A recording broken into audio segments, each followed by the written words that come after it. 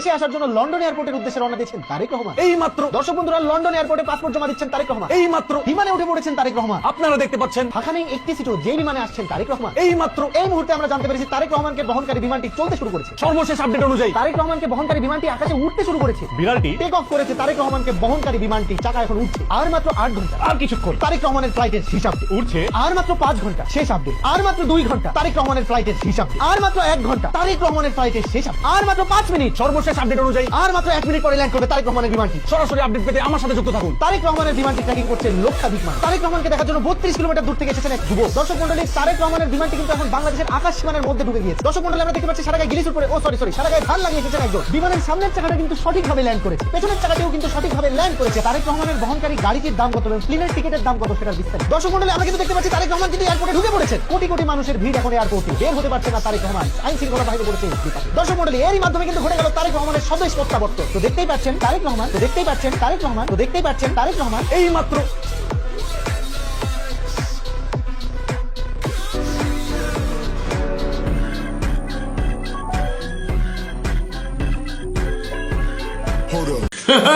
বস ভালো তো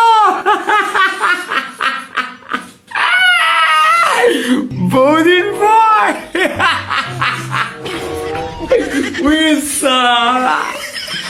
দেখেছে